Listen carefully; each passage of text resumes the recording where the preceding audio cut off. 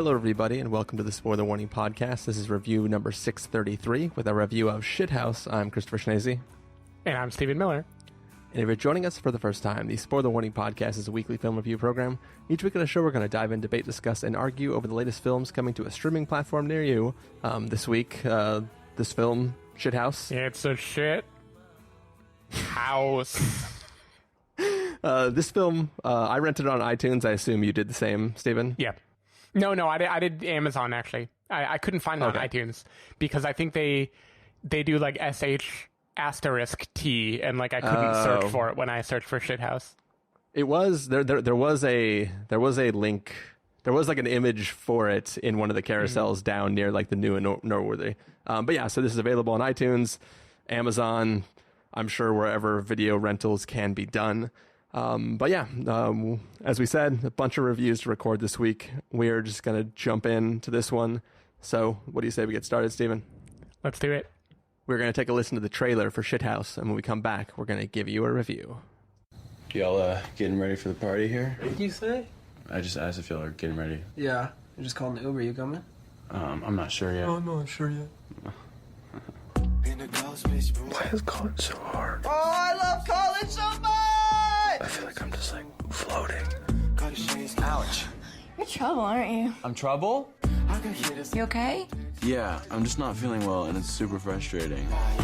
Am I not allowed to sleep here? No, you can. Am I like keeping you up? Oh no, I wasn't sleeping. Do you want to like go hang out? Yeah, I'd love to. So you're a sophomore, right? Yeah. Did you have a tough first year? What do you mean, like adjusting? Can I tell you a secret? I have 0 friends. Like you could say my roommate is a friend. Sam, we need to get up. I didn't do nothing. Dropped a deuce in our room, man. But we hate each other and aren't friends. I have a final tomorrow. Do you want to work together? Oh, which final? History. The 18th century. Paint?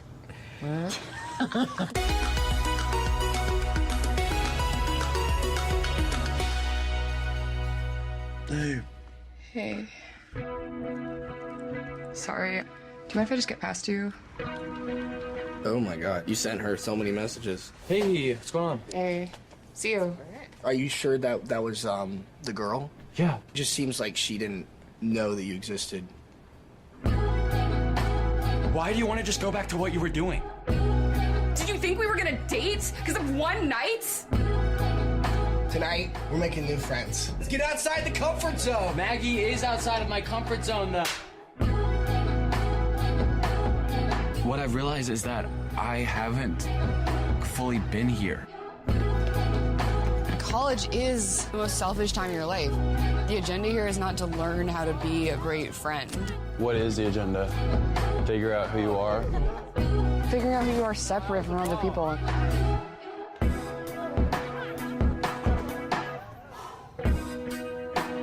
Ow! Oh my god.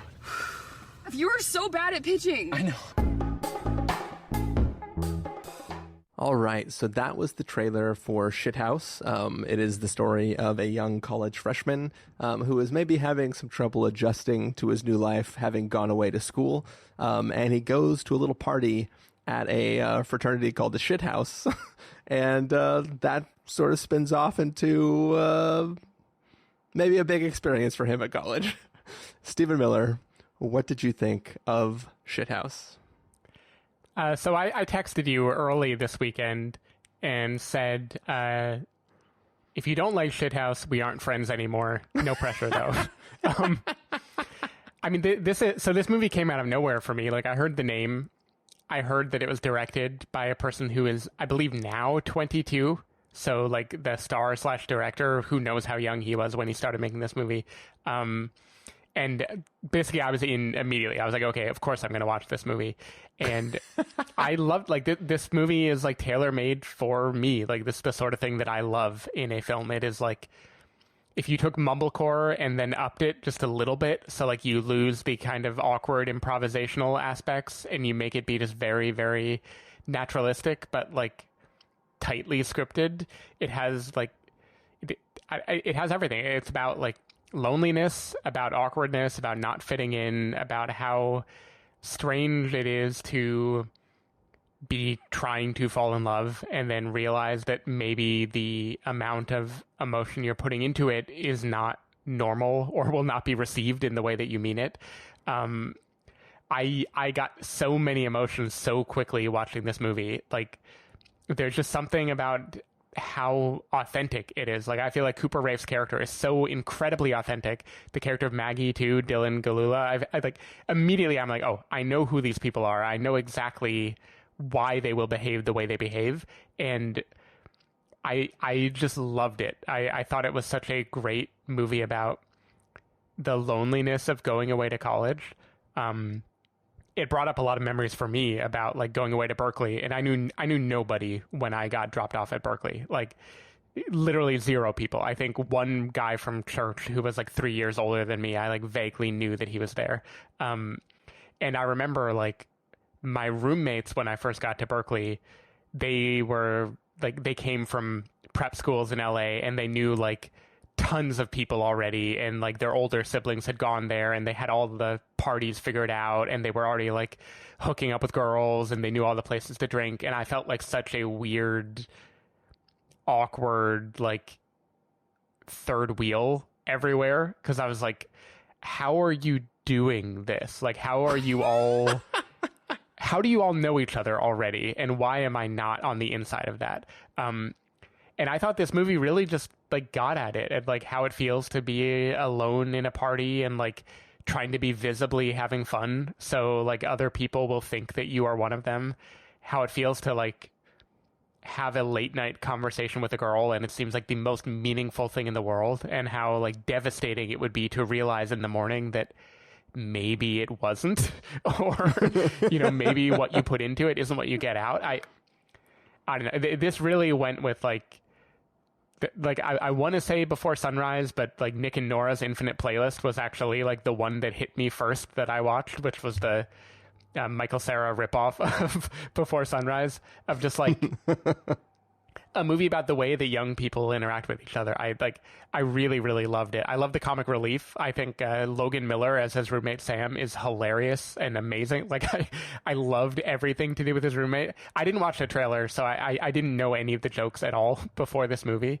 I just felt like the way people joke, the way people party, the way they are very uncomfortable, the way hookup culture works, but then also doesn't work. It all worked on me so well, and I just fell in love with this movie. So that is all I have to say on that.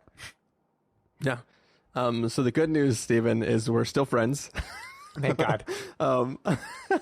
I thought this film was fucking brilliant. It was really, really good. And it's funny too. I talk a lot about different films feeling authentic or feeling real or feeling true or feeling earnest, right? And this film is all of that. But I actually, you know, I had seen part of a trailer because I showed it to Jamie because she was going to watch it with me. And I didn't know that that Cooper Raiff had written, directed, starred in, produced, whatever, everything about it. But yeah. I had a sinking suspicion in one particular scene at the beginning of the walk with the girl where she makes some comment and he tries to say something witty back to her, but he doesn't just deliver a line of dialogue. He like looks up and to the left and tries to think of, he tests in his own head. And like, when I saw that happen, I was like, that nobody directs that. Like, you don't, right. Nobody gives that direction. Like, this guy just like his character is alive and breathing in this film, and he's awkward, but I was like, this is the most true awkward I've ever seen. And it was kind of like, after the movie ended, I was like, got my phone and I was like, yep, okay, that makes 100% sense. Like, this, everything in this film feels incredibly true. I mean, if I'm honest, like, I was not a cool guy in high school or college, right? But still, at the beginning of this film, he's kind of a wet blanket. Right. like it was, in the first 20 seconds, I got a little bit scared when there's like subtitles for a stuffed animal. I was kind of like, ooh, I don't know what movie we're watching here. And like, I found his level of awkwardness. I felt his level of emotions as far as like this. There's an aspect to his character that at the beginning felt too much. Like, it felt overly overly, I don't know the word for it, but his character seemed too extreme. But like every second of runtime that went on, I was like, oh no, this is totally real. Like this character is more awkward than I was, and is more stuck in like his emotions, but they all feel real to me, and I recognize them, and I do empathize with the character. And it's kind of like as it went on, I was like, man, this is like a phenomenal film that nails every aspect of what this film is doing. And it kind of it is kind of amazing how it is kind of two different movies. It is Before Sunrise for the first half of the film. And then there is a whole other movie with its own set of like emotional stakes and everything that gets piled on top of that at the end. And unlike other films we've reviewed in the past where like I hated that transition, this felt just like, it felt like we were getting to see a film and the sequel all at once. I just think that everything this film is doing is spot on. And even though it wasn't my exact experience, like I didn't go away to college. I stayed locally. So my life was kind of the same. Yeah, I was actually wondering how it would resonate with you, since you didn't necessarily go away. Like if the loneliness translated for you or not. Yeah, I mean, it definitely did. I feel like the difference is that I went into programs, and when you go into those programs, you have like 3 of your 4 classes that you're taking that semester have the same students. Like I was in the visual performing arts program, so it was like pretty much instantly you're like, I see these guys in the video lab every day for like 4 hours at a time. Like you pretty quickly, as long as you're not like too in the corner not talking with people, you pretty quickly make friends and you kind of like fit in with people. So I didn't have that experience, but the emotion behind that experience is totally real and authentic and is still part of my lived experience. It just wasn't to the extremity of having to like literally be dropped off in a car with all your shit, which can fit into 4 boxes. And then now this is your life and having to experience that. So I definitely didn't have this exact experience, but I was able to be inside his head and feel it all as true. Yeah. When I got dropped off, my parents left. I met my roommates, 2 of them. The third one, the Chinese basketball player, didn't come for a few days. But the other 2, we like sat down. I said hi, they said hi, and then we all watched Animal House, which feels like the appropriate way to start college. Nice. And like, this is what it's going to be like. Exactly. Yeah. And like, there's just a lot that this movie gets right. Like, I remember like walking on the street at night, like empty streets lit by street lamps and stuff. I remember that feeling really meaningful, like leaving a party and walking home alone, or like walking a girl home and having a conversation. Like, I couldn't for the life of you, I couldn't tell you what they were about now, but in the moment it was like the most important thing in the world. Like everything was so important back then. The Cooper Raiff's character is really missing his family. That is his dynamic, and there are historical reasons why that is that we learn throughout the movie. For me, it wasn't really family, but it was friends. Like, I had people that I grew up with in Escondido who I'd known since I was like 6, right? Yeah. And that idea of friends where you're just every day you're hanging out by default, like there's no conversation, that's just like your life is that you all know each other and all spend time together all the time. Like when I moved to Berkeley, that was gone, right? And secret, like it never comes back in adulthood ever, right? Like your life is never the same as it is in that childhood, unless you're like a sitcom character, and then I guess you all hang out every day. But otherwise, your life stops becoming that. It becomes like intentional, like you have to choose to talk to people and figure out what context you want to be in.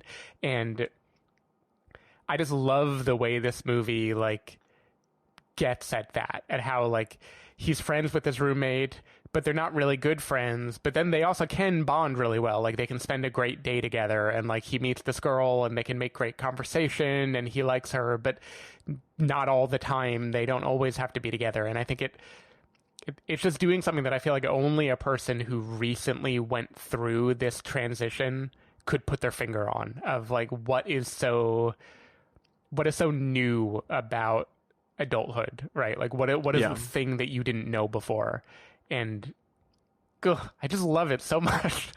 I'm such a fan of the movie. I love the music montages. I love every character in this movie seemed very believable to me. Like no one is really an exaggeration. They all seem like totally could be college students. I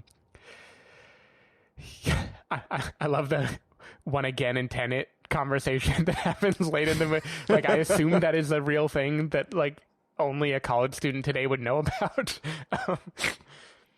I love this movie.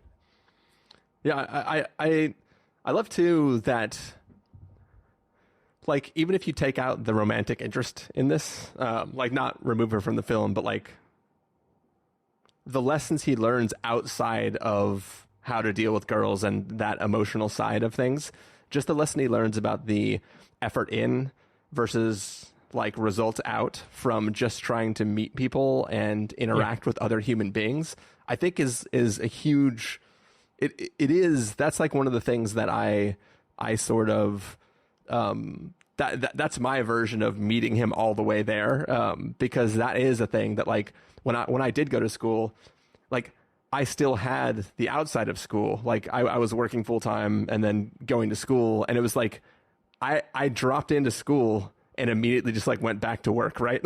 Like I would leave work, go to school, then class would be end and I'd head back to work. And that was the thing. So it's like school was a thing that I was passing through, and it wasn't a thing that I was like spending all my time in. But as the years progressed and like I began, as I said, had classes with these same people for so long, then it transitioned into a thing where it was like, I'm dipping in, dipping out to class is done. Let's all go get sushi or go head to this pub, or head back to someone's house and play poker till like 5 a.m. Like it became a thing where, and those experiences weren't difficult to find. Like you're literally just present and somebody's like, oh, we're going to grab a burger. You want a burger? And then suddenly now you're hanging out with those guys every day, right? Yeah, it's like it starts as the awkward thing where there's like a circle at a party and you awkwardly like inject yourself in the circle. But then, you know, the next time you're there, you're joining them and you're all going out. And then soon, like, you're not thinking about it anymore. But it's just like it's like a lesson that you can only really learn by being there and kind of awkwarding your way through it for a little while. Yeah. And like, chances are, I mean, obviously if it's a college party and everybody's going to the same parties, you're going to encounter those people, but those people are all drinking. Like you can probably make an ass out of yourself. And by the next party, unless it was something like really, really bad, like you tried to do like a somersault over a table and busted all your teeth out, like people are probably going to remember you if that happened. Yeah. But I feel like you can still say something dumb. And unless you like go beyond just a moment of awkwardness, you're probably fine and you can easily recover from that, even though probably at the time, as a first time like entering in a big college atmosphere, you might feel like that's the end of everything. But just a brilliant movie. Yeah. And like I do want to say, like I think the loneliness and the search for connection is the overriding theme of the movie. Like there's a good conversation in their overnight walk about like Maggie believes that college is about learning who you are separate from other people. And he says that like, I'd like to add like a second goal on top of that, which is learning how to carry each other. And I think like that dynamic of how do we be vulnerable and connected while still being independent is like the main thing. But even like just the romance in this movie, I love that too. Like I think their hookup scene is so wonderfully awkward in a way that felt really, really, really true to me. And the way that they recover from that, like she is a very kind person. Like even though they're going to have things in this movie where he feels like hurt by her, she is very kind of generous and understanding and isn't. I felt like she was a really like full-fledged character, and you completely understand why he would fall for her and why his falling for her would be a like massive overreach that has negative repercussions. Yeah, it did have my the most cringy thing I see in films, and not cringy from like, why is the film doing this? But like, whenever I'm watching any movie and a guy scrolls through a girl's Instagram feed and likes anything, I'm always like, no, don't do it. Don't do it. Yeah, I audibly said don't do it when I was watching the movie. Yeah, it just makes me squirm so bad. Especially if you then continue to like things. Yep. Well, yeah. And last thoughts about this film, Stephen? No, I think that's all I got. I think it's worth seeing and not having... Spoiled is the wrong word, because who cares where it goes? Just like, I don't know.